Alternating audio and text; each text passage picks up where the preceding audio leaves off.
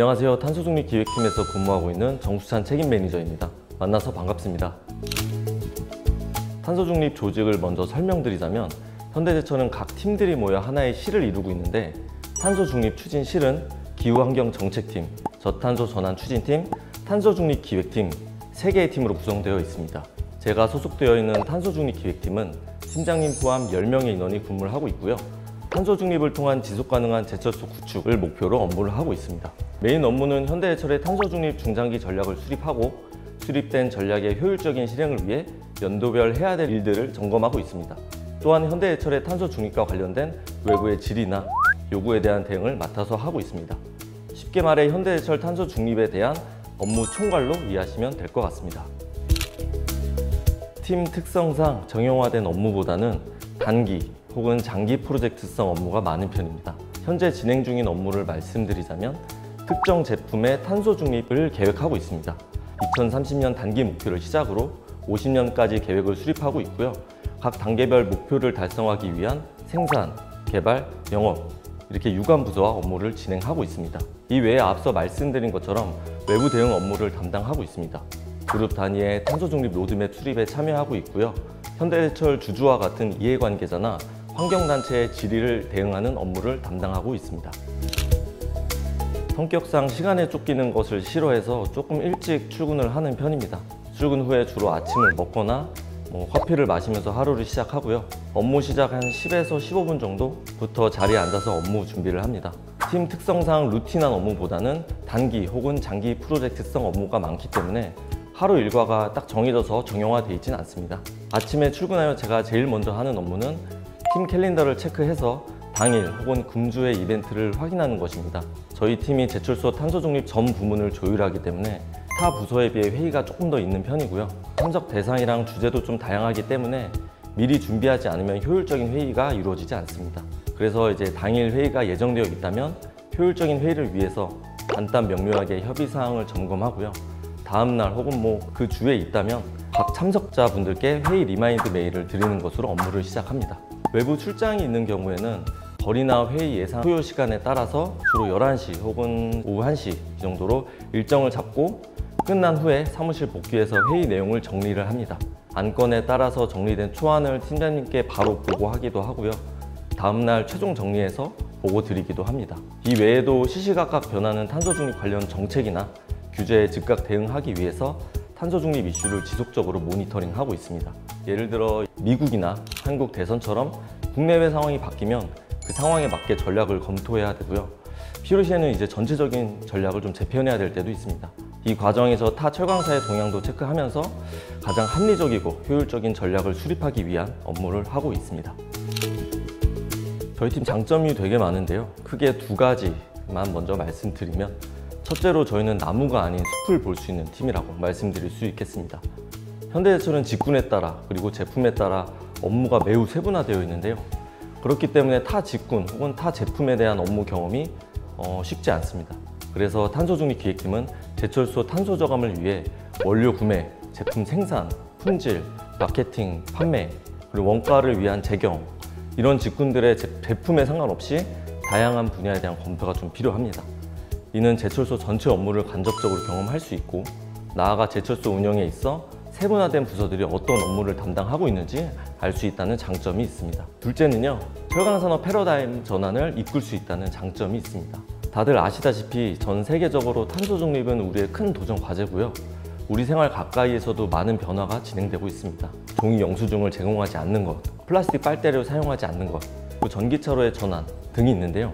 즉 산업의 패러다임이 바뀌고 있고 탄소 다배출 산업인 철강산업 또한 예외가 아닙니다. 탄소중립기획팀에서 근무한다면 이러한 변화를 이끌고 있다는 자부심과 환경 문제에 대한 책임감을 느끼실 수 있을 겁니다. 팀의 목표이기도 한데요. 탄소 중립을 통한 지속 가능한 제철소 구축에 대한 고민을 많이 하고 있습니다. 탄소 중립은 재생에너지 사용, 설비 투자, 원료 전환 등 기본적으로 많은 비용이 수반됩니다. 이에 회사는 탄소 중립을 실행함에 있어 어떻게 하면 효율적으로 투자를 할 것인가, 사회적 요구와 시장 니즈에 맞추기 위해서는 언제 투자를 하는 것이 적절한가 등의 검토를 끊임없이 해야 됩니다. 오로지 탄소 중립만을 위해 큰 비용만을 지출하게 되면 현대제철의 탄소 중립 목표 연도인 2050년이 오기 전에 회사 존속 자체가 위협될 것이고요. 반대로 회사의 이익만 위해서 탄소 중립을 준비하지 않는다면 점점 강화되는 규제, 그리고 소비자로부터의 외면으로 이제 시장에서 도태될 수밖에 없을 것입니다. 즉, 지속 가능한 제철소가 되기 위해서는 탄소 중립 실행의 방법 그리고 시점에 대한 고민이 많이 필요합니다. 그 모든 직장인들이 공감하실 수 있을 텐데 입사 10년이 넘었지만 보고서 작성이 이제 매번 어려운 것 같습니다.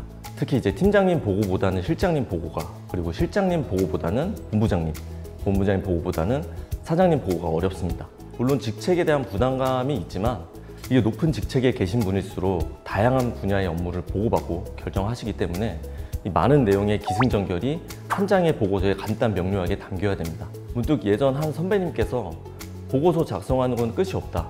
처음에 이제 내용을 적고 불필요한 단락, 그 문장, 단어를 빼고 빼다 보면은 이제 보고할 때가 오고 그때 그냥 보고를 하는 것이다 라고 했던 게 기억이 나는데요. 스토리를 나열하는 것보다 빼는 것이 더 어렵다고 생각을 하는데요. 저는 그래서 지금도 매일 스토리를 적고 매일 불필요한 것들을 빼는 업무를 하고 있습니다. 글로벌 역량이 필요하다고 생각하는데요. 글로벌 역량이라고 하면 보통 외국어를 능숙하게 하거나 해외 경험이 풍부하다라는 것을 떠올릴 수 있는데요. 제가 말씀드리고 싶은 글로벌 역량은 국제 정세와 통상 구조를 보다 폭넓게 이해하고 그 변화가 우리의 공장 운영, 영업 전략, 생산 원가에 어떻게 영향을 미치는지 연결해서 생각하는 사고력을 지니는 것입니다. 기존 철강 산업은 어떻게 하면 효율적으로 좋은 제품을 만드느냐에 대한 이제 기술 중심의 산업이었다면 현재 우리가 직면하고 있는 철강 산업은 기존 철강 산업에 비해 상대적으로 복잡해졌습니다. 요즘 뉴스에서 많이 보시는 글로벌 철강 관세, 유럽 탄소국경세 CBAM, 자동차와 같은 최종 산업 패러다임의 변화 등 이런 외부의 변화가 회사의 사업에 큰 영향을 미치고 있고요. 탄소 중립을 포함한 ESG 경영 또한 글로벌적으로 큰 이슈입니다. 이처럼 외부 변화에 민감하게 반응하고 적절하게 대응할 수 있는 글로벌 역량은 선택이 아닌 필수 역량이지 않을까 생각이 됩니다. 사람과 사람이 함께 일하는 회사 생활은 구성원들 간의 소통, 협업, 이런 인간관계가 매우 중요하고요. 너무너무 중요한 만큼 아마 이런 부분들은 많이 들으셨을 것 같습니다. 그래서 저는 조금 다른 경험을 말씀드리고 싶은데요.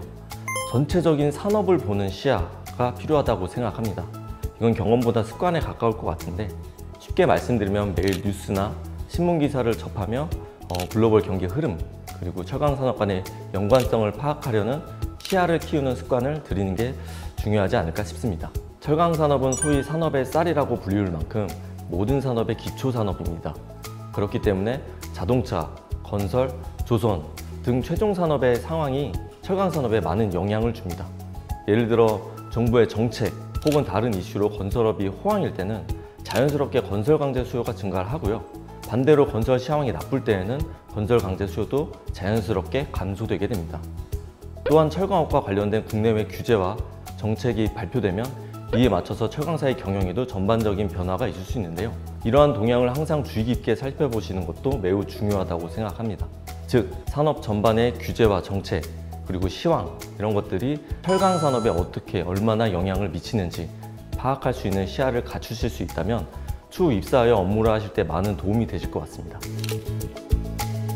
제일 어려운 질문 같은데요. 세상에 정답은 없다는 말씀을 드리고 싶습니다. 우리는 이제 초등학교, 중학교를 거쳐 고등학교, 대학교 때까지 주로 정해진 답을 찾는 훈련을 좀 많이 해왔는데 제가 입사를 해서 느낀 점은 현실의 문제는 대부분 정답이 없다는 것입니다. 특히 저희 탄소중립 기획팀처럼 새로운 길을 만들어가는 부서에게서는 좀 더 그런 것 같고요. 정해진 매뉴얼도 없고 누군가 먼저 해보지도 않았습니다. 늘 변화하는 환경 속에서 수많은 선택지를 고민하고 때로는 이제 우리의 선택에 좀 부담이 많이 느껴질 때도 있습니다. 그렇기 때문에 우리는 정답을 아는 사람보다 끊임없이 질문하고 스스로 자신만의 해답을 만들어가는 사람이 되어야 된다고 생각을 합니다. 예비 지원자분들께서 현대제철에 입사하시어 자신만의 해답을 찾아갈 수 있기를 기원하겠습니다. 모두 건승하십시오. 감사합니다.